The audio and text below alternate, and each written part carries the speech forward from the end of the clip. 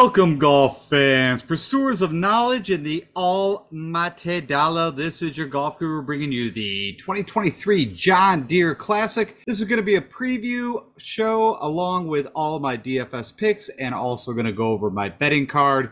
I've got custom stat models. I've got all the information on TPC Deere Run that we're going to dive into.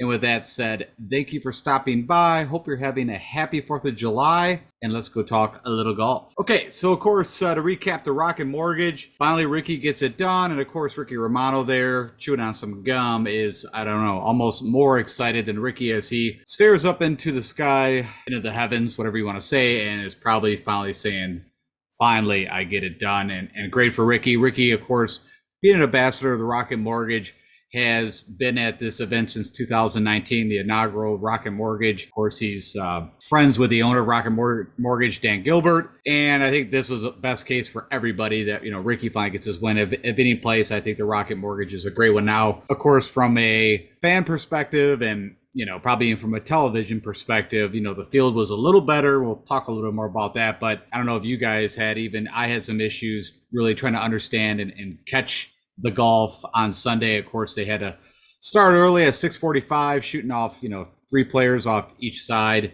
to get it done around 2 o'clock to try to get in before the electricity, which I understand that. But funny enough, at least again, from my perspective, it was a little tough. Even PGA Live's main feed wasn't working at times. I think, the Golf Channel was covering the British Masters. Everything was a little wacky, again, from mine, but I did get to see the 3-hole playoff that this came down to. And it only took 1 hole, and of course, it was Ricky, Adam Hadwin, and Colin Morikawa. Funny enough, I had my money from a live betting perspective on Morikawa and just thought he would pull it out. And, Ricky actually, I think from a tee ball, hit it in probably the worst area, but hit the best approach shot.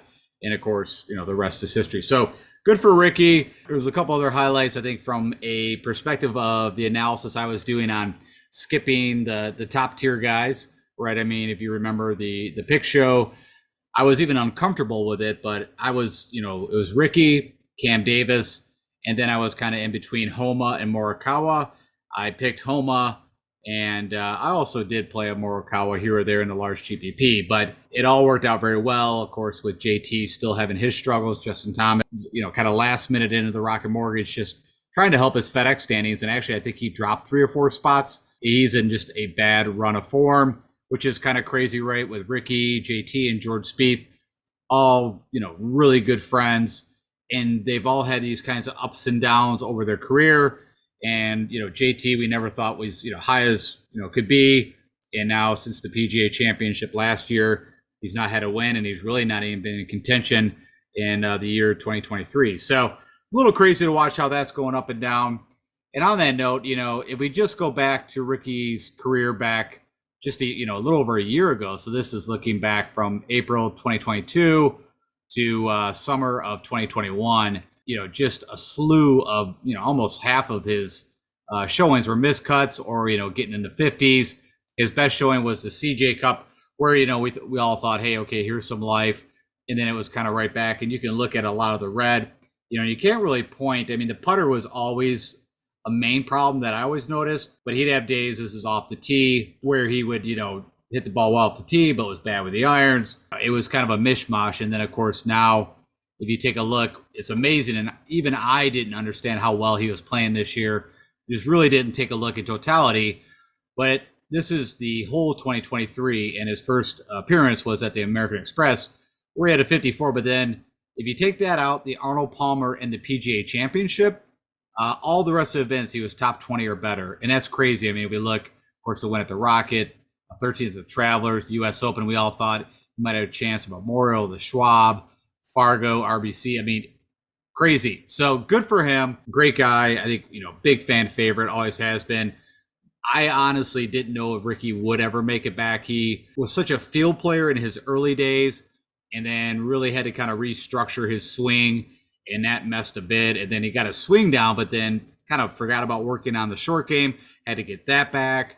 And then it all came to, together. And of course, he was working lately with Butch Harmon again, who I think that Butch does a good job of not really analyzing and more on the technical part of the swing, but is more about the mental aspects, almost a good golf coach to mentally get Ricky where he needed to be. And of course, it all paid off. So awesome to see that work out the way it did. And then, of course, some of you guys, reached out to me on YouTube. Of course, we talked about Peter Quest, and as you knew that, I think I was calling him Peter Keist or like I didn't have really much background at all on this guy. Is really nobody did. The only thing that put me on Peter was literally what he did at the AT&T Byron Nelson and RBC. And I actually thought he was still on the Corn Ferry, but he literally got booted off the Corn Ferry. And these 3 PGA events, he Monday qualified for the AT&T Byron Nelson, the RBC Canadian Open, and then, of course, the Rocket Mortgage. He Monday qualified. And again, I'm sure maybe you've heard him, if you watch enough golf coverage, it is literally like winning a lotto. I mean, you got to go out and shoot just crazy low. You got one round to do it. And, they take maybe 1, 2 guys, best case, sometimes 3. But you're looking at, you got to shoot somewhere, 63, 64. A lot of guys said that, within the first 5, 6 holes, they shoot a bogey, they might just walk off the course in WD because pretty much they know they're almost out of it. Like you've got a par and go birdie, nuts. And of course, it's not typically played at the course that they're going to be playing the PGA event. It's a course around there, but still you're playing against a lot of guys that are trying to make it in. So amazing that worked out.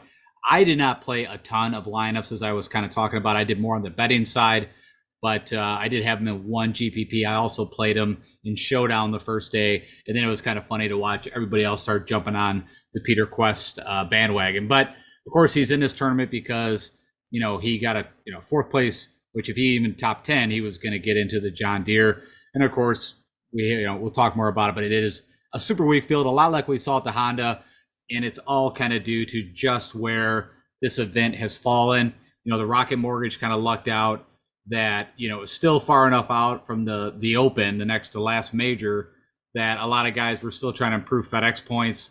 The Tom Kims, the Hidekis, the JTs. Homa has played in that event before, but like I said, it was pretty interesting to see some of the guys who have not had a win this year, like a Morikawa, like a JT, try to improve their standings. And Morikawa definitely playing better golf, and look for more good things to come out of him. All right. The last thing I'll share is, maybe I got 2 things here, but the main thing I wanted to call out here was Colin Tarrant, which, this guy has been on our radar, was one of my picks last week and was really looking for him. I kind of just kept an eye on him each round by round, and he actually out ball striked the whole field. And what that means is he was the best off the tee. He was the best with his irons, good around the green, but he literally lost 8.1 strokes to the field putting. That's pretty unique, even for Colin. I mean, I wouldn't say he's a great putter, but he's not that bad. And I'll show you that real quick here, where you can see what he did here at the John Deere last year. Some similarities from a ball striking perspective, but he actually gained 3 strokes, a little over 3 strokes on these bent greens. So I wanted to call that out. It is someone that I'm betting. It's someone that I'll be picking from a DFS side. I've been kind of watching Colin for quite a bit. I think he came on our radar. He's had a couple of good showings. Also the RSM, he popped up. But yeah, he, has these moments where he looks like a world beater, and then he'll, of course, miss some cuts and do what some of the other guys do. But that was it for the recap. Let's now jump over, and we're just moving a little over west, but we're still in the Midwest, kind of a mini Midwest swing. And we're going to Silvis, Illinois for the John Deere Classic, which will be hosted, as always, at the TPC Deere Run. And actually, this tournament's been held here since 2000, so we have a ton of history, know the course very well. I've actually picked the last 2 winners, and one was pretty simple, which, of course, was Poston, where he, just the week before the Travelers, he had a second and looked unbeatable there, then came to the John Deere, and it just carried right over. With Glover, it was more on course history and kind of what I was seeing. Of course, if you watched a bit of the Rocket Mortgage, you know how well Lucas Glover did there. So at the time, I think it was 80-1 the year that I hit him and called out. So, of course, I'm picking him again, and we'll also be hoping that he can come back and win. All right, it is a par 71, so one less par 5 than what we just saw at the Detroit Golf Club, and also a little bit shorter in yardage, 7,289 yards. The fairways are the South Shore bent grass, and the rough is a 4-inch bluegrass fescue, very similar to what we just saw at the Rocket Mortgage. And the greens are pure bent grass, where you could actually see at the Rocket, which was a little unique to me when I played there. I mean, it was a while ago, but I did not remember the POA kind of popping out during the afternoon. So that's kind of also changed a little bit of my perspective. I was hoping that would help Max Homa, of course, who, if you saw on Sunday, had a hole-in-one on the 15th. But that was about the only good thing that happened on the back nine for Max. He came out pretty strong and then kind of fell away. And Max, I think, he's still dealing with it. Just side note on Max Homa, if you got to watch any of his coverage on Sunday, he's still fighting the swing, and he's on his follow throughs, like, throwing the club back and, just dropping the club. Like, he is frustrated on what's been going on. And I mentioned since the Players, when he went to the Masters, it's been a battle, and hopefully he comes out of it. And not that he's in a huge funk, but he's definitely not playing the kind of golf that we saw in the beginning of the year. All right, back to the John Deere. I digress. We got a full player field again now. As I mentioned, it is quite weak. I think the highest rated from World Golf Rankings will be Cam Young, which he's been playing brutal, hence why he's also trying to play here, probably try to get his FedEx rates up, or FedEx rankings up. But again, full player field 156, and it will be just like what we saw last week, a cut to T65 in ties. Historical cut line usually falls somewhere pretty similar to Rocket Mortgage, about 1 under to 3 under. And winning scores also 18 to 27 under. Now, this 27 under is kind of a little bit of an outlier, where I expect these guys to fall somewhere around 20 under to 22 under. The year that Michael Kim, which is only went on PGA Tour, he just went in Fuego. I think he gained 13, 14 strokes with a putter, gained 20 strokes on the field. He just, one of the best 4 days of golf that anyone's ever shown from a stroke game perspective was put on by Michael Kim, who has been playing pretty good golf. And I've stated, every time that I pick Michael Kim, typically he would, miss the cut. And then if I wasn't on him, he'd be back up. So, someone that we have to look at. But yeah, been playing pretty good golf. Of course, your other winners, last year, as I already mentioned, JT Poston shot 21 under. My buddy Smell the Glove, Lucas Glover, is 19 under. And if you don't know that reference, whenever I say, Smell the Glove, it's from a 80s comedy movie called Spinal Tap, which follows this made up fictional rock band. If you've not seen it, I highly recommend you checking it out tonight. You will definitely get a laugh. And then of course 2019 Dylan Fratelli, which it's kind of funny. What this is showing me, and it always brings me to this light, is that the Michael Kims and the Dylan Fratellis all of a sudden just go to this course, or this course enables a guy that has been in bad form and maybe never be in that good of form again to actually go out and just shoot lights out. Now, you could say that with any course, but it's just the Michael Kim thing. And then I watched quite a bit of Fratelli's win at this course, where he also gained 8 strokes with the putter. Did good with the irons too, but it really was a lot with the putter. Pretty average green size, maybe a hair smaller, but 5,500 square feet. Got a bit of sand out here at 76 sand bunkers. Fairways are a little tighter than what we saw at the Rocket Mortgage. I believe the Rocket was coming at 30 acres of fairway. Here you got 28. Number of holes with water in play is 3. And to be specific, it's hole number 2, 10, and 18. And then the greens are running right now from the superintendent sheets that we get at 12, which I believe last year was 11.5. So a hair faster. But of course, it's going to come down to rain on how all that works out. The course defense here, it is more like a Colonial. I believe this course is tighter and tougher than what we just saw at the Rocket. And you'll see in some of the pictures that I have, and if you could kind of see behind that, if you get into trees here, you can get stuck. You can have a hard time getting out. Where at the Rocket Mortgage, you had these old, huge oaks that were kind of, separated between, where here you have a lot more tighter trees. And if you get in there, like I said, it's, you're probably not going to be able to take a shot at the green. At times, you might just have to get back to the fairway. What else I got here? There's a lot of elevation changes, so you typically don't have a flat lie when you're hitting your approach shots. And you also have a bit of slopey greens. And then, the defense if you go hole by hole, there's, a little bit like the Rocket. There's a couple long par 3s that are over 200 yards that, typically can cause a little bit of issues. And then they've got these 3 par 4s that are over 475 yards. That's it. That's really the crux of how hard it is to, get around this course. Other than that, pretty easy for a PGA Tour player. Then I just had a little note down here, 2019. This was prior to Glover winning. He actually had an albatross on hole number 10, and then came out the next day and then eagled that same hole, which I just thought was pretty interesting.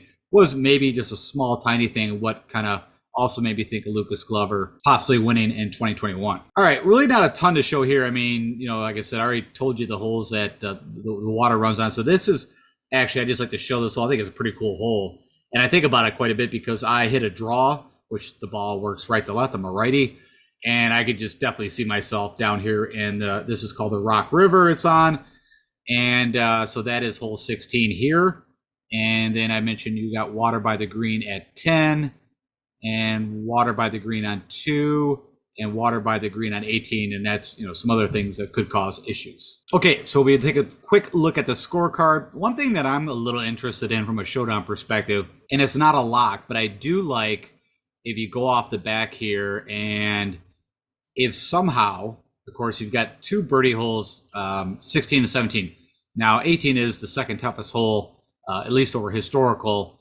But then you get these 2 easy holes again back on 1 and 2. So I might have some interest of actually shooting guys or picking guys in showdown that go off the backside with the hopes that somehow they can birdie 18. Now, as you see from a birdie percent, 13% of the field birdies this hole. So there is a possibility.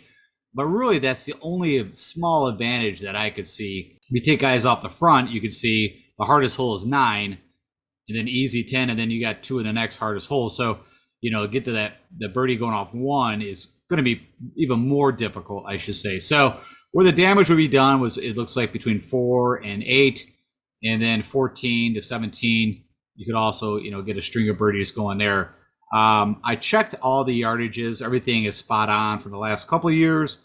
And again, as I mentioned, the toughness of this is number 7.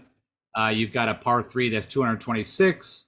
And then number 12, you got 215. And then, of course, 18 is 476. So back to these tough par 4s. 15 is 484. And then number 9. So the kind of bookends of each 9 are some of the toughest holes on the course.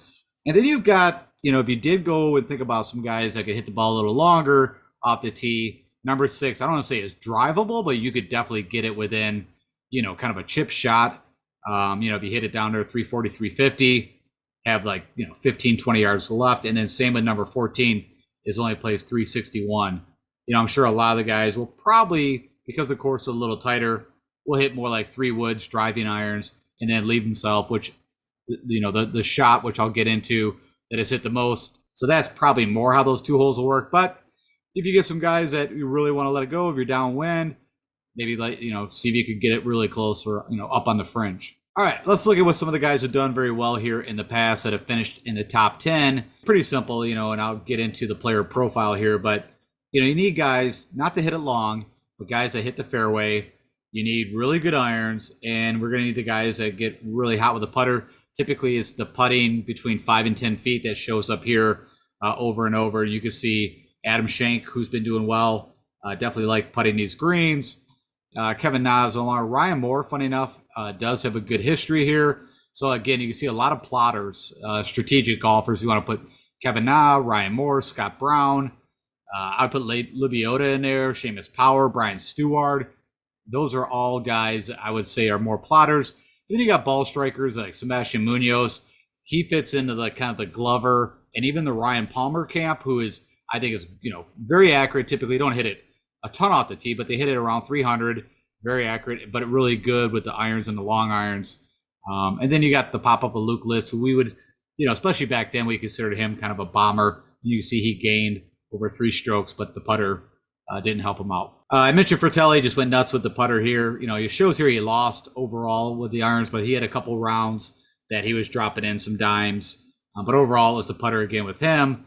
But you can see Henley, who, of course, is one of the favorites that we'll be talking about from a DFS play, gained 7.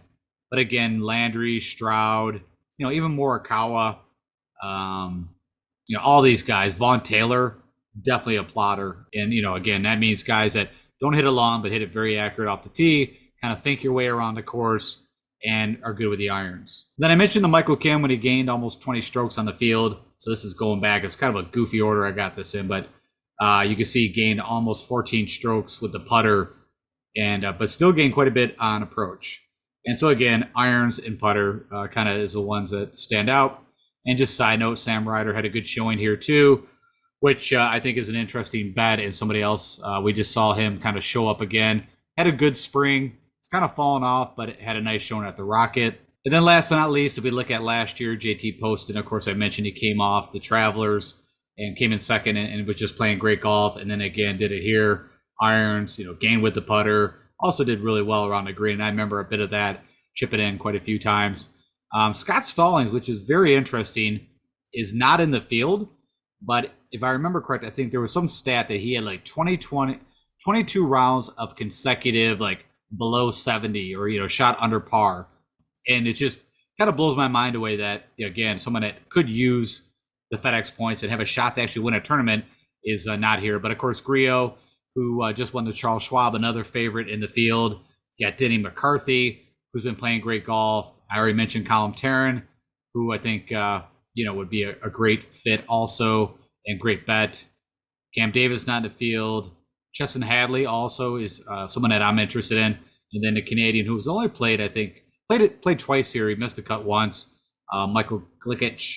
Okay, and then of course, from a one and done perspective, if you are still in it or even care, usually by this time, either you're so far out of it, you're probably, maybe not even picking golfers anymore. But if you are still in it and want to know the guys over the past 5 years who've gained the most strokes on this course, of course, we talked about Glover. He had a win. Funny enough, missed a cut last year. That's Lucas Glover to a T, not too far off from the days of like the Siwoo Kims. When you've got very volatile putters, and that is Lucas Glover. I mean, the guy can literally go out and lose 5 to 7 strokes on the greens. Just something that sticks out in my head. I was watching the U.S. Open qualifiers. This was about a month ago, and he got into a playoff, and he literally had a two-footer, 2.5 feet to extend the playoff. He missed it, and then was out of the playoff. And then 2 other guys went on to qualify for the U.S. Open. But that is Lucas Glover to a T, one of the better ball strikers. He's also the last guy to qualify for the U.S. Open through sectionals and actually win the U.S. Open. So he is also a major winner. If you don't know anything about Lucas Glover, because he's been around for a while, just some side notes there. But you also got Patty Gazire, my Brokeback Mountain pick. That if you guys have been with me for a while, probably lost us both some money if you trailed me on that, because a lot of times we thought Patty Gazire was going to pull out a win. Didn't happen. Patrick Rogers, who I've been on this year, but he pulled out of the Rocket Mortgage with a injury or something that I don't know what it is. So if you are going to bet him or play him, have not done anything with him yet. I need to find out what the injury was, and is he actually going to even be in the field? Zach Johnson has won here in the past. Also Steve Stricker, which I don't think he's in the field, but that guy, of course, he's playing quite a bit of golf on the Champions Tour now, and I can't call it the Seniors Tour. That's not politically correct. Russ Henley, Stroud, Power, Ryan Moore. I mean, you can see all the names who have a pretty good history here. Adam Svensson makes total sense. You could put Adam Svensson right in the group of the Ryan Palmers, the Griots, the Henleys, the Glovers, like all these guys that hit the ball 285-ish, but hit the fairway every time, and really good with the irons, and typically not so good with the putter. And then you got my buddy Denny McCarthy all the way down here at a T6 last year, been in great form. A couple of miscuts at a T34. Okay, so with all that information taken in, now let's go take a look at what is the player profile that we are going to be looking for from a stroke gain perspective and some weightings. And of course, behind there is our buddy Jordan Spieth, who won his first PGA event here at the John Deere Classic, and you can see that was back in July of 2013. And I like this picture because if you've been watching, of course, PGA golf for a long time, when they used to hold up these checks, they don't do this anymore. But I don't know, it was just like Happy Gilmore kind of thing. All right, so back to the stroke gain analysis portion. As I mentioned, whenever we get to these tighter tracks, more strategic plotter tracks like Charles Schwab, the Sony, RBC Heritage, the one thing that we need is we just need guys to hit the fairway or maybe the first cut, and then on the next shot, hit the green. And so that is what the good drives stands for if you're curious. Of course, also irons are always king. The approach shot is usually one of the highest factors of the guys that finish well or win. Ball striking combines pretty much these two, off the tee and approach. And really it also kind of looks at how I always see it, is guys that hit the higher irons a little more. But I wanted to throw in a little more ball striking because the guys that like the Griots, the Henleys, the Glovers, the Ryan Palmers, the guys that I know are good ball strikers, they typically show up here over and over. So that's why it's in there. I'm going to be looking at putting, and then also weighting is 5 to 10. So it's going to be 2 different stroke gain categories for that. The proxy of the pin that shows up the most at 20% is 125 to 150 yards out. Again, if you don't know what that means, on your approach shot, how close do you get the ball to the pin from that distance? Also, as you saw, they're going to need to go low here. This is, a bit of a putting contest. So birdie or better opportunities, and then, of course, birdie. So, again, a more kind of it's in sync model than looking at, 8 to 10 stroke gain categories, which then kind of vanillas everything. And I told you guys, I keep honing these models each year as I go. All right, so with all that said, we finally get to the custom stat portion of the show. And as always, what I'm going to be looking at, as I mentioned, is what we just went over. You can also see the weights below here. If you literally just add up the first 3, which is all about ball striking, it's tee shots, irons. You've got 45, 50, 60%? Yeah, 60% of the model weighting is all about that. And then 15 on the putting. Then you also got on the irons, again, back in approach, you got 10%. And then birdies are better. And the birdies, period, are 50% more on the scoring side. So the first one I looked at is I'm looking at the past 6 tournaments or 24 rounds of golf without looking at having any filters turned on. If you are curious, the top 15 players that rank out, starting with number 1, would be Emiliano Grillo, Russ Henley, Adam Schenk, Nick Taylor, Dylan Wu, Alex Smalley, Hadwin, Gim, Reeve, Straka, Michael Kim, Nate Lashley, Denny McCarthy, Carson Young, and Mark Hubbard. That is the best against my model for the last 24 rounds with no filters turned on. And honestly, when I saw this list of 15, I thought, really, you could literally just take these 15 and run with it, and that would be a good little player pool to build your GPP lineups. If you guys think about it, here's a lot of guys that I typically play and call out, even in the big tournaments is our kind of 7,000 range. But, because of this field, it is what it is. The guys that, that I'm just not huge on is like Alex Smalley. Not a big fan of where he's at. But other than that, I don't really have a problem with any of these guys. Of course, Nick Taylor just won the RBC. And little side note, and I had a note. Whenever I put a note down, I usually I watch tournaments and I will put notes in my phone. And I'll go back before I do the shows and kind of see what I say. And the one note that I had in there, which was very interesting for the John Deere, was that one of the better comp courses is actually the Waste Management TPC Scottsdale. And of course, we know that Nick Taylor, of course, went head to head with Scotty Scheffler and almost won that. So I was kind of shocked to see Nick Taylor actually came out this morning from a betting side. And that's what you see here on their money line is their odds.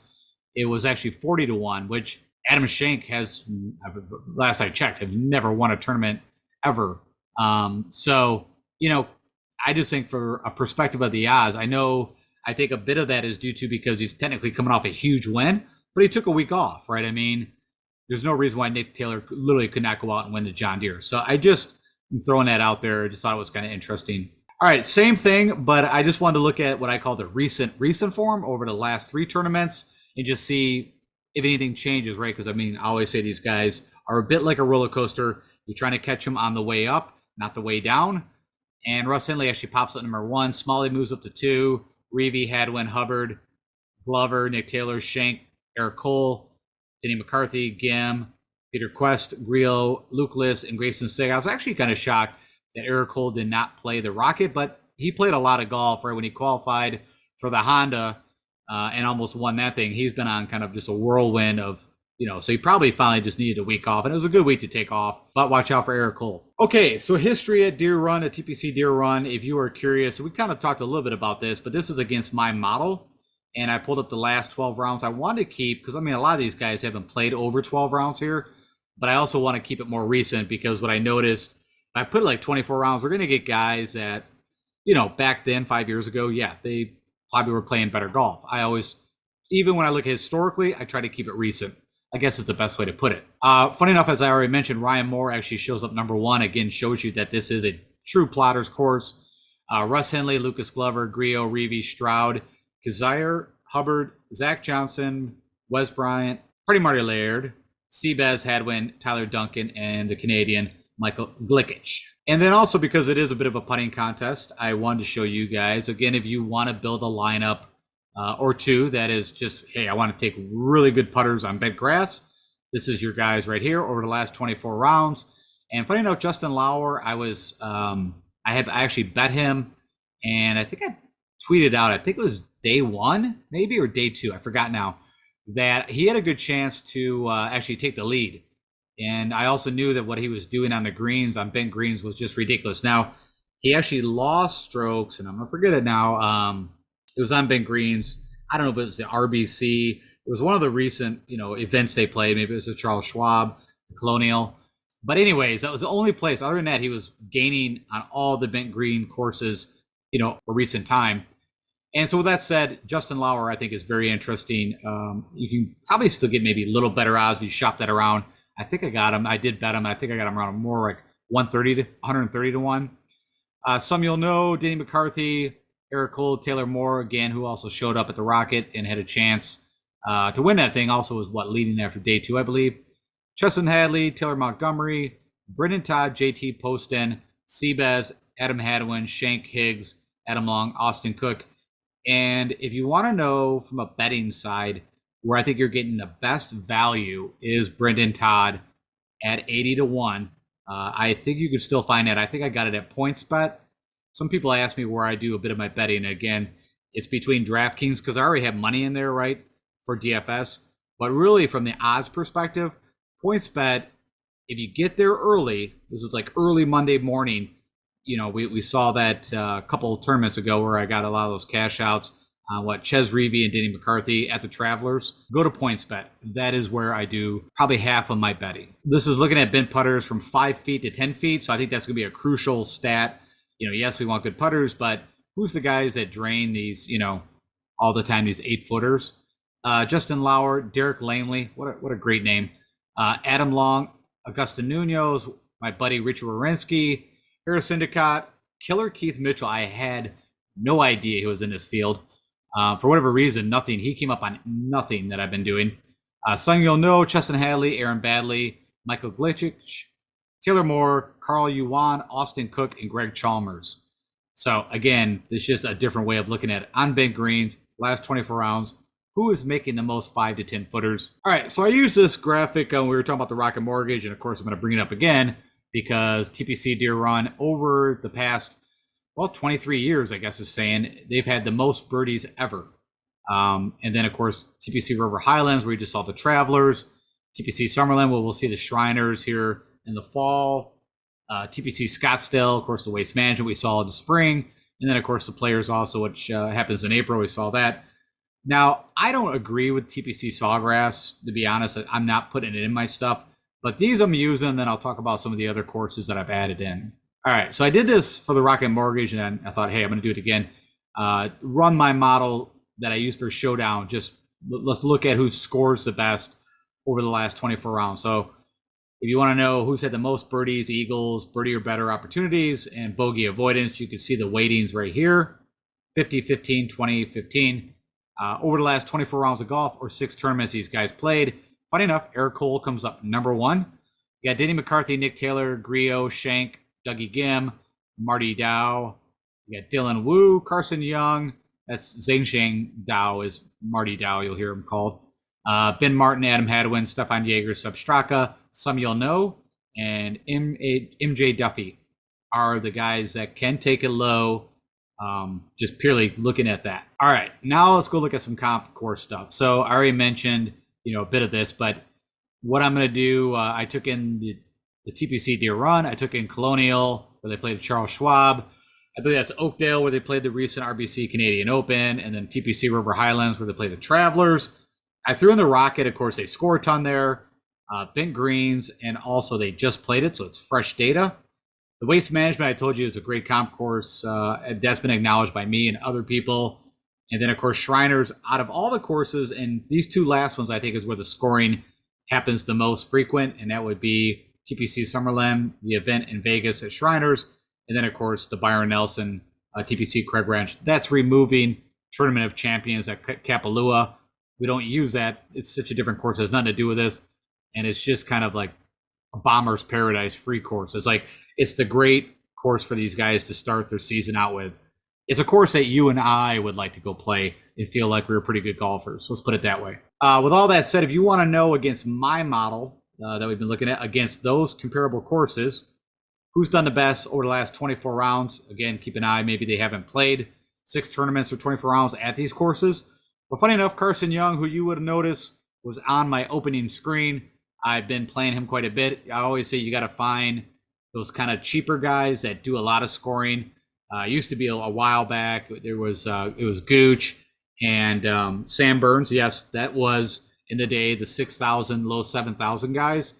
And then there was the Munoz, even Lanto Griffin.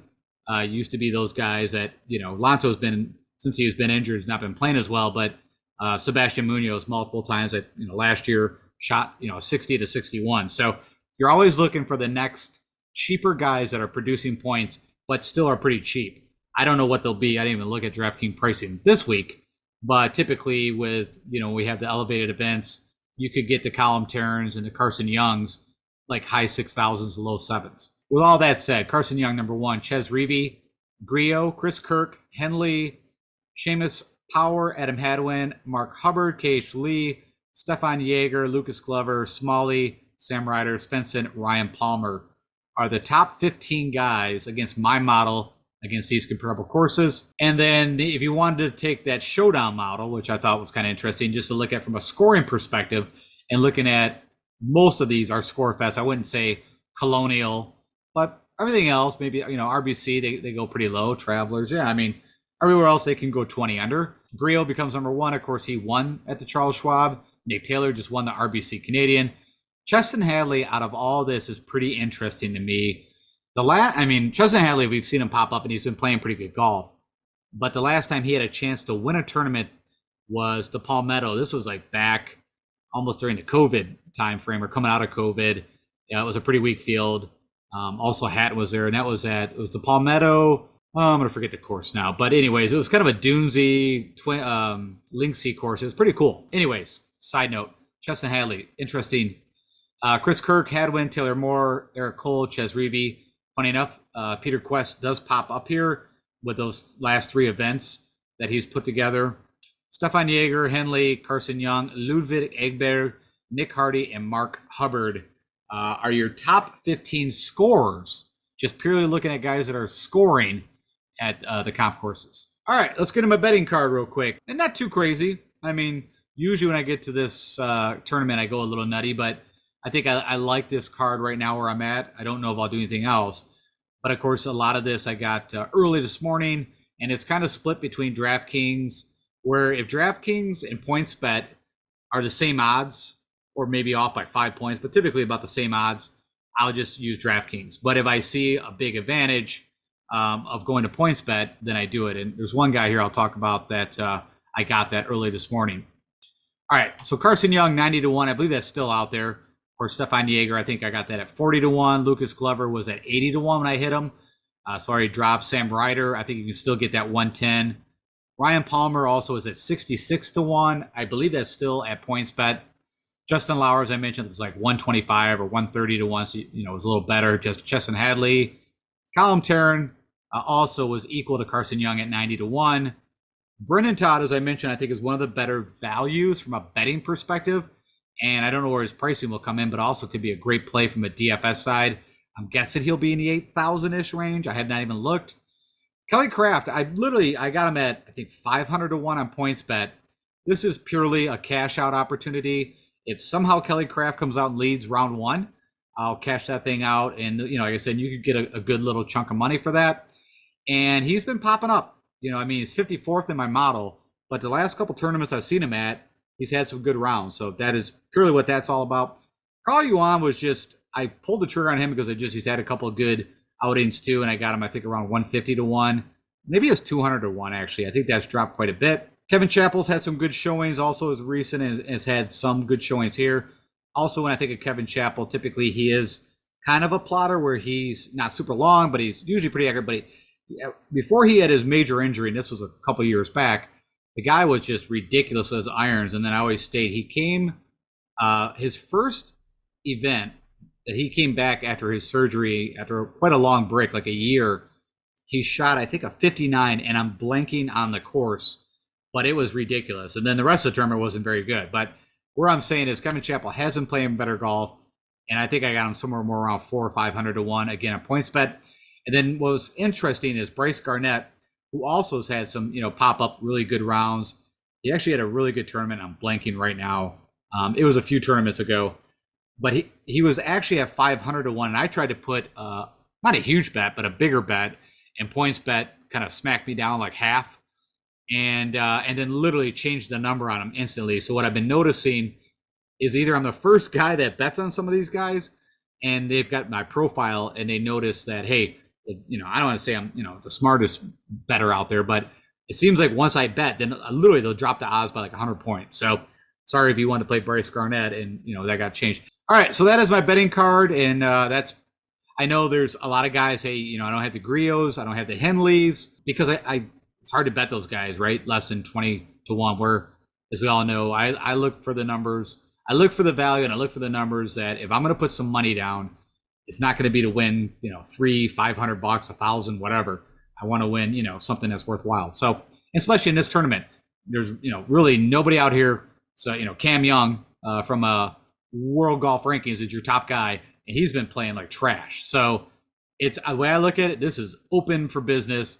And of course, we're looking for guys that have been in good form, and quite a few of these guys have been in really good form as of late. All right, so that is it from the preview side. Now we'll go jump over to Fantasy National. We're going to go over my picks, and then I'll get you guys out of here. Okay, I've hopped over into Fantasy National, and as always, if you are putting any money in DFS or betting on golf, I highly recommend you checking out Fantasy National.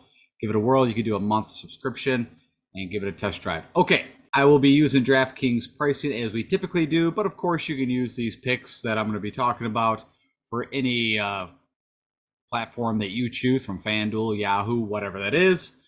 And I'll be looking at the last 24 rounds of golf these guys played, so keep an eye on the recent form side. I've got no filters turned on over here to the left, but as always, I've already done some pre-work.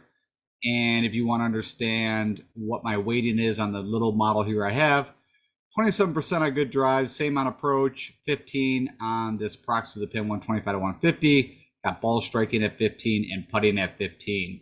So if you want to use what I'm doing to do a little of your own deeper dive, feel free. And you get a lot of information here. This is why I always show, I call this kind of the dashboard, even though it's termed a sneak peek. So that's what you want to click on if you're in Fantasy National. And to the left here, you're going to see what the ranking of the model is. You're going to see salary, projected ownership, cuts made. You're going to see we're going to want a lot of green here on the 5 stroking categories. And then I also do birdies gain. It is a putting contest, and these guys are going to have to go low. So we want to take a look at who is making the birdies over the last 24 rounds. You've got recent results, the last 5 tournaments, how have they done? And then, of course, tournament history here at TPC Deere Run. And I've got 29 guys that I've identified that I will be using in my player pool for the GPP. It might get slimmed down just a hair more, but kind of my first couple passes through this is about as slim as I got it. And right off the bat, your top 2 players from a cost perspective is Denny McCarthy and Russ Henley in the 10,000 range, but you also got Ludwig Aberg, Cam Young, and then we'll call Adam Hadwin almost to the 10K range. So five guys in 10, and then Adam Hadwin was at 98, pretty close. So out of those 4 guys in the 10K, it was a no-brainer for me. I'm going to play Denny McCarthy and Russ Henley. You can see everything looks really good. The only issue maybe over the last 6 tournaments with Denny McCarthy is that approach shot that comes in at 20% of the time. He is pretty low, ranked at 170 and 117 in the field.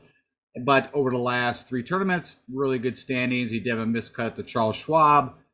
And last year he had a T6 with also a couple of miscuts. So where I'm going with that is if I'm going to waive anybody at the top, it would be Denny McCarthy, and I would start with Russ Henley. He would be my favorite guy going in. But these are the 2 guys in the 10,000 range that I will be playing. You're going to notice that I'm moving through this a little fast so we can get this video done within an hour, and won't be diving into as many details, but it is also 4th of July. I've got a few things to do. All right, so I'm passing on Ludwig Aberg. It's getting a little out of hand with his 10,000 price tag. Cameron Young, like I said, has been playing like trash. Talked about that in the previous show. I think Adam Hadwin, this makes sense. But we know that Adam Hadwin can go up and down. I mean, when I think of Adam Hadwin, I think it's an RBC Heritage every year. Let's go take a look at that. that I think about playing him, and then I look at what he does there, and it's just brutal. Let's type in. So yeah, I mean, you can take a look here. A lot of miscuts. Best showing was a 22nd way back at in 2017. So again, just not a huge Adam Hadwin, but you can make a lot of arguments to play him here. Of course, he just had a really good Rocket Mortgage, making it to a playoff, but also doesn't typically score a lot, at least over the last 24 rounds of golf. And I'd rather play Eric Cole. That's $100 left. You can see making a ton more birdies, a little better, even recent form. And he's played here once. I guess he must have Monday qualified for that, or been a sponsor exemption. But either here or there, that's where I like Keith Mitchell. No, I mean, I don't like where Keith's game been for a while. I don't need your distance and accuracy. I mean, like I said, I want accuracy, but I don't need the distance. And you can see the iron's been a big problem. So pretty shocked, as I mentioned. Keith didn't come up on any of my models, and just been watching his game. And really, I think what really set me off is when I watched him at the Zurich, where that's that team event, and watched how poorly he played in that. So, and I think what he has Sunjay Am, and I just felt like Sunjay Am's back had to be hurting, because really Keith just kind of really brought nothing to the team as far as I'm concerned. Okay, Adam Schenk been playing great golf. So for 9,500, you can see again everything from modeling perspective.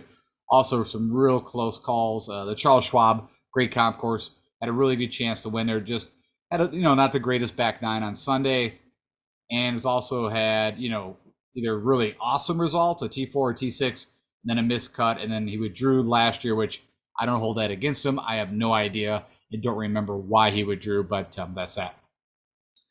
Of course, Taylor Moore, might get a little chalky with his, really nice showing at the Rocket, but you can also see he had 3 miscuts in a T72. So, there was a lot of putting that happened with Taylor Moore, and he was a little wayward with the driver. So I'm going to go ahead and say no. Chris Kirk, this actually should be a good fit for him. Had a good showing at the Rocket, so I could see why there'll be some ownership on him. But again, for that 9,300 price tag and what he's done here in the past and what he's been doing recently, I'm going to go ahead and pass. I believe I did.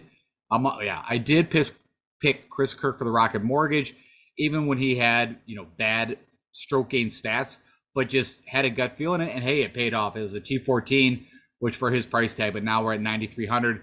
That's a whole different discussion. I would play my buddy Emiliano Grillo, who again has been scoring way better from a stroke gain categories. Also has a win at the Charles Schwab.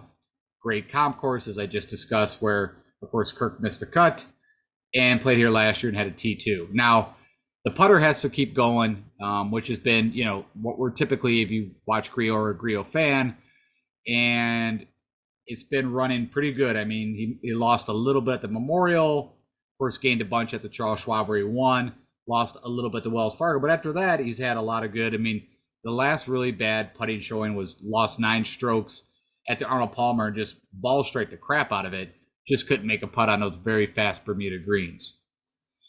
Seamus Power, I don't have any issues. He's had pretty good history here. Not the greatest recent form. But again, 9,100, I got to make some decisions. I can't pick everybody.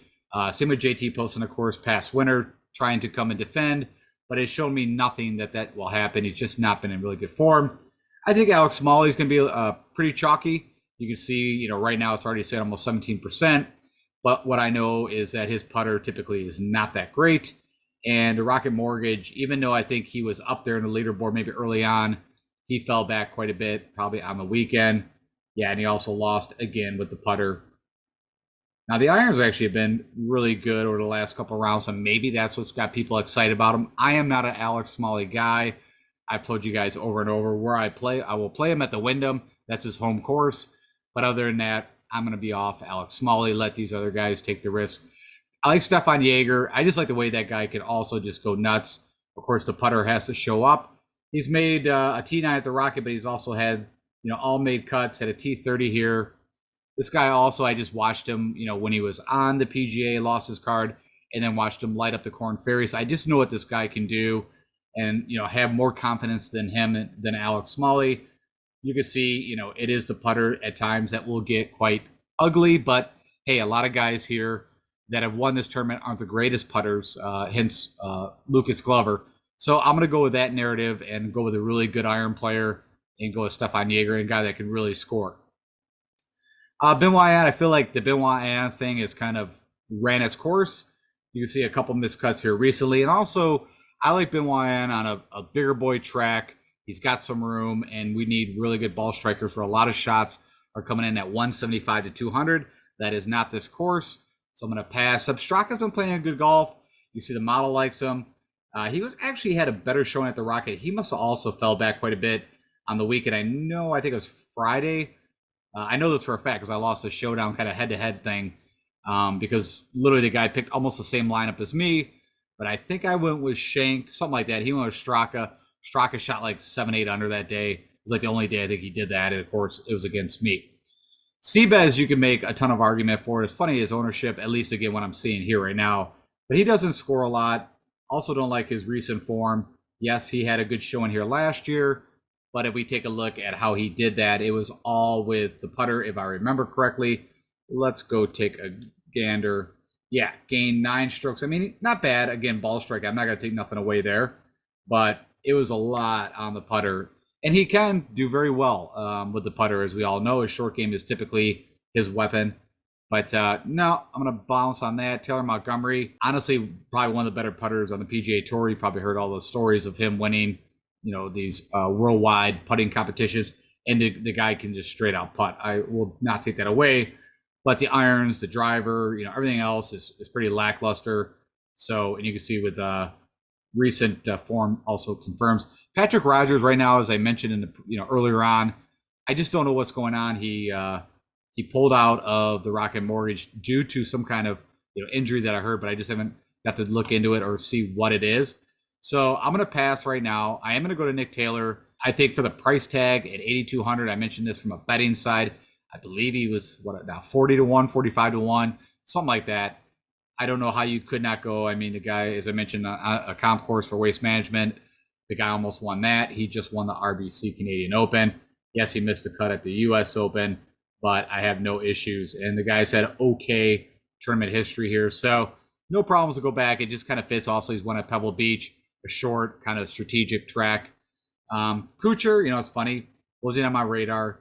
Not that it's a bad fit, but you can see also not the greatest form and not even the greatest course history, which it's been a long time, funny enough, since he played here. But honestly, if I think of Kuchar's game, it should actually translate to this course. But I'm going to pass. I'm going to go to Dougie Gim. Also played quite a bit of him at the Rocket, especially in Showdown. The guy was just elite with the ball striking. The putter was letting us down. Let's go take a look at that. Of course, he also had that crazy albatross. And then I think he had like birdie albatross. Like the guy just went on Infoego. I think it was like round 2. So maybe I've got a little bias towards that, but I'm going to go back and you can see he does make some birdies. Occasionally, I feel like he's just been a bad run. You could, go back to his 2 wins, of course, at the AT&T Byron Nelson, but I'm not saying that's the only place the guy can show up, but it's mostly just recent form that I'm taking a pass. I'm going to jump on the Ryan Palmer train. I'm a huge, if you've been with me for a while, I was a huge Ryan Palmer advocate. He reminds me so much of a lot of the guys that I like, just elite ball strikers, still even at his age, like a Lucas Glover, like a Griot, even some of the younger guys like Victor Hovland. I've always felt like the guys that just are ultimate ball strikers that we just need the putter to pop, and you can instantly have a win. And Griot's shown that here recently. Lucas did it here a couple of years ago. Let's go take a look here. Yeah, I mean, literally the guy's been a ball striking ninja. Same kind of thing. It's just the putter's been holding him back. Let's go take a look here. I'm curious. Well, I can do it a simpler way at the John Deere. And let's get more recent because he has gained here on the greens. It's been a while, though. So, yeah, I mean, this wouldn't sell me that he just loves these greens, but there's some positives, some negatives. But that is the fault of Ryan Palmer, like a Lucas Glover. Watch out with that 3-footer that you think for sure we got a birdie, and he, lips it out or misses it or whatever, button hooks. Mark Hubbard, again, he's had a couple of miscuts, so maybe ownership, will drop. But I think a lot of people know that this should be a great fit for him. We've been waiting for him to break through, get his first win, and could like to see a little more birdies out of him. But I like him at 7,700. I'm gonna go back to Ches Revia. I didn't play him at the Rocket Mortgage Ended up with a T29, which is pretty good for him. But everything he does should be a perfect fit. And he's kind of a mixed bag. Tournament history, a T18, a couple of miscuts, a T39, a T65. But I feel like he's been playing really good golf. I also, like I said, he's my sneaky play when I need a guy that hits really good long irons. He does that very well also. So I'm going to jump back on Ches, Bo Hosler. No, thank you. I told you guys already, Brendan Todd, I think is an amazing value. Now, again, I've been watching Todd since when he had his almost went back to back to back wins on tour. This was 2019 when he kind of finally got the driver working where, he hits every fairway. The irons can go back and forth. I think his last finish that I really remember that he had a chance, had a good showing at the Wells Fargo, but this is back, not the Pebble Beach even. The Sony makes sense. I think it was, the Charles Schwab, where he had a really good chance to also, get in the mix and win that thing. So he fits all the courses that I like, and this I think is a good fit for him too. So I'm on that. Of course, Michael Kim's, I think he had to set the course record here at 27 under. And like I said, he has been having good show ups. And like I said, I think literally I remember I played him at the Byron Nelson. He missed the cut. And then I think I jumped off at the Charles Schwab. So I told you guys I've been not the best picker when Michael Kim should do well. But you can see he's got that one win here. His only win on the PGA Tour. A couple of miscuts, but he's been playing good golf. And at 7,600, I'll jump back on it. Gordon Sargent, no thank you. If Sam Bennett was in the field, who I picked for the Masters over Gordon Sargent, if you guys remember that, everybody was touting this guy because it is a bomber course. But man, you're not going to beat just steady irons, making putts. And this guy, I think, needs some more things to round out his game. Aaron Badley been playing better golf, but I'm going to take a pass. Bramlett, I didn't mention this. So if you guys remember last week, I was really hopeful that Bramlett, I bet him. I was touting that there's a good chance he could win this. And he went out and missed a cut. And I said that was definitely a possibility too. So definitely not the skill set that I'm looking for at this course, but I will jump back on Dylan Wu, who I also picked. Got us to 24th last week, and I'm excited to hopefully carry that over. He also had some really big moments, making some nice scores at the Rocket. SH Kim, I don't mind his game. Just I'm still kind of waiting on him. So no, I'm not going back to Peter Quest. I'm not saying that was a Michael Block kind of thing. I think he's got more talent than him. Nothing against Michael Block. He's a clubhouse pro. But I think I'm going to jump off this because what was intriguing also with Peter Quest was that driver. And what I mean by that is how far he hits the ball, on average 330 yards. But I don't need that distance here. And the rest of the game, you can see what little bit we have on him maybe isn't the perfect. Now, also, I like the Byron Nelson because he could spray it there and not be worried about. But here, you can't spray it all over. So, no, thank you. I am going to jump back. Not back, but I'm going to jump on Luke List. And it's been a while since I've done this. But I looked, of course, he had this T4. And the guy, I told you he kind of fits in the bomber camp. But he's just so accurate. It's just the putter that makes me nervous. And I'm guessing that he must have had a pretty good putting outing here before. Let's go take a gander. And they switch this around. So, nope. He did it all ball striking. I mean, he gained a hair. But he's also had two really bad outings here with the putter. So we all know that. Like I said, you can kind of see I'm picking a lot of team no putt, but guys that are just, very accurate and can get very hot with the irons and just hope that putter flips. Svensson, kind of been off Svensson. I'm going to stay there for right now, right? He had some injuries that he's been dealing with. I don't know where that's at, so I'm going to pass. Will Gordon, I was also on him for the Rocket. At least he made the cut, but then nothing to talk about on the weekend. But also, I like his skill set for a bigger boy course. Nick Hardy, I'd put him in there. Of course, Colin Tarrant, I spoke quite a bit about. Excited to see what he can do. Of course, just was terrible with the putter. You can see his rank right here last week, but was the best ball striker. And I don't think he's that bad of a putter. Let's go take a quick gander. I'll show you that. So accuracy can be an issue, but it's got some distance. And I mentioned, that's not what I'm really looking for. Typically gains off the tee. The irons can get very hot. He did gain on bent greens at the PGA, but like I said, just had this crazy, that's got to be his worst putting outing ever in his, we'll just say professional career, because this, I think Yeah, it's not bringing in the Corn Ferry because it can't, but where's his best at? The Wyndham, Bermuda. That's funny. Oh yeah, and I brought this up that what he gained here, that was part of it too at the John Deere, how well he did. And then these were bent too. So I'm all over Colin. We'll see if that works out or not. Kevin Yu, not huge issues, but just gonna got some other guys. Patty Kazire, I'm gonna pass. I didn't bet him.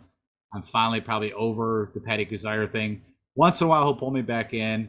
I think Ben Martin, I thought about quite a bit. I think he had a really nice run earlier in the year, but it's kind of fallen back. Carson Young, of course, was on the cover of my preview show here, and everything I like about him, I bet him, and he has got no tournament history here, but everything fits for me.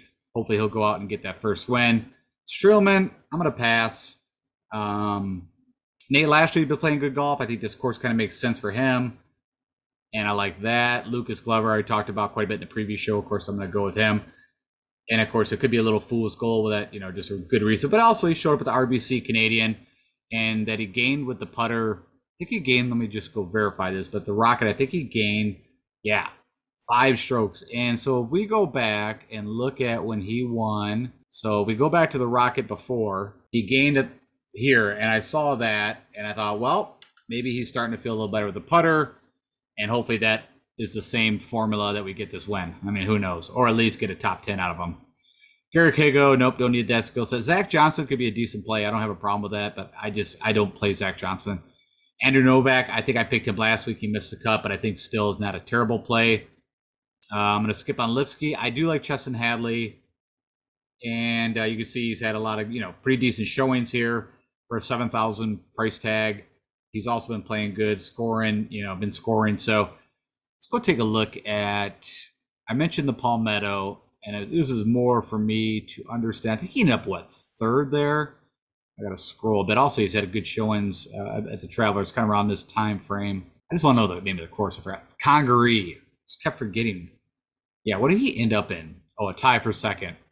He literally, his putter let him down. I remember that in the last few holes. But I had money on Garrett Kago, so it wasn't too sad. Akshay Bhatia, usually I play him, but again, he's just too wayward off the tee. I want guys that are a little more in the fairway. Neesmith, no, just not doing anything. And then I'm going to scroll. I told you Sam Ryder I like. Not the greatest recent, but also he's, was good in the spring, had a good showing at the Rocket. I think he almost led round 1 at the Rocket, but I'm a Sam Ryder fan. Also, I just know what he can do with the iron. The putter's been going. Hopefully the driver gets a little better. Piercy pulled out. I think I actually was picking him as like kind of a wild card for the Rocket. He pulled out of the tournament. I don't even know why before it started, but you can see the guy can he can get a ton of birdies, but he can get a ton of bogeys too. I'm going with Chad Ramey. This is a little unique, right? He had a win. I believe that was Corrales, Punta Cana, whatever it was. It was one of the vacation swings. Let's see here. Yeah, Corrales. The guy is just a really good putter, and you can see everything else has been pretty good. So I like Chad Ramey. Also had a good showing at the Rocket. I already told you Justin Lauer, I was hoping actually could pull out a win at the Rocket. Been putting lights out on the bent, and played here once before, made the cut. But that's price tag 7,000. Kind of excited about that. My DFS play, and hopefully the betting side works out. Champy Boy, nope, I can't do it. Don't need your long drive. Higgs, nope. Funny enough, Molinari he does it with the putter, and had a T9. I literally looked, and it's like the guy lost in every category except the putter. But he'll do that once in a while. That's what he does. And also, he got really very extremely lucky, I'm sure, around the green. I didn't get to see him play, but that was that. All right, passing through all these other guys. Ryan Moore, just amazing course record for 6,900. I think it's a great play. And going to fly through, of course, EVR kind of fits into the guys I usually play, but he's been so bad that even I cannot play EVR. Satoshi Gadair, 2 notes. If he's early morning tee time, I will bet him for a first round leader. He has these little spike ups. The putter's woken up again. Kevin Chappell, already talked about him betting him. I'm going to play him in DFS too. This is kind of the old Spidey senses tingling. So that's the 6,700 play. Garnett, I'm betting him. I told you, I think, he's also a very good play. Has popped up a few times, and looking for good things, hopefully out of Garnett. And then there's one other guy way down here that I'm looking. Oh, well, Kelly Craft. I talked about that. I think he can get you to the weekend. That's about it. And, total crazy long shot from a betting.